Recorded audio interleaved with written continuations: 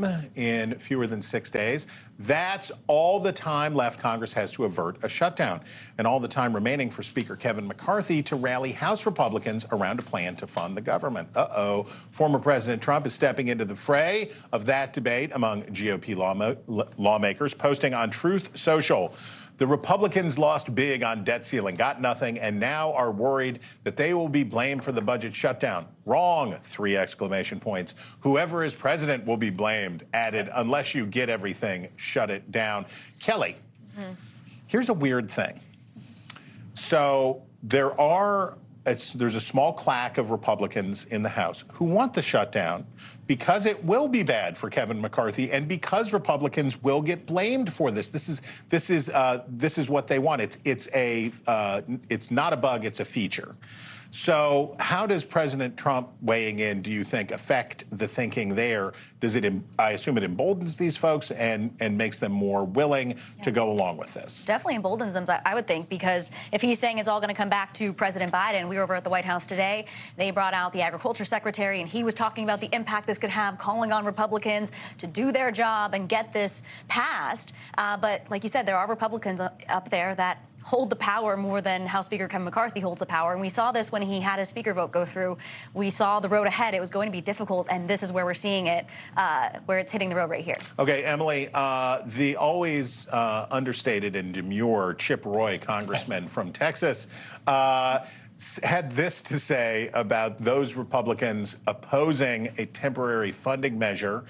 He said, I honestly don't know what to say to my fellow Republicans other than you're going to eat a bleep sandwich and you probably deserve to eat it. Now, shiitake mushrooms. Yes, he was talking about shiitake mushrooms. Right. I think that's right. Pleasant sandwich. But Emily, who's he really talking to? Decode this for us. Use your expertise. Yeah, well, this is an interesting situation because Chip Roy, if you remember, was one of the people opposing Kevin McCarthy at the start of this year for Speaker. Chip Roy and some other House Republicans came up with a plan to try and pass a short-term funding bill. For like a month. For like a month. That would pair it with border security and also some across-the-board cuts. But a lot of people who are normally Chip Roy's allies in the House are saying, no, we have to only go and pass appropriations bills. There's people saying no continuing resolution, short-term stopgap to fund the government at all. And so he's frustrated that his plan isn't working, and those are the people he's talking about. So Chip Roy's basically saying, if we can't pass something, because what's worked for House Republicans to this point is pass something, right? In the showdowns with the democratically controlled Senate and with the democratically held White House, Kevin McCarthy and House Republicans' ability to pass something in defiance of expectations has given them all this leverage.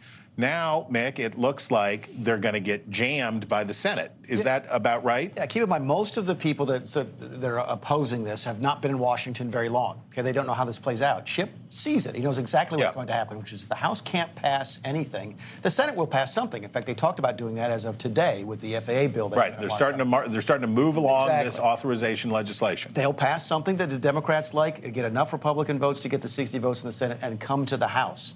And maybe there's a discharge petition. Maybe it passes without any sort of Republican support or just minor Republican support.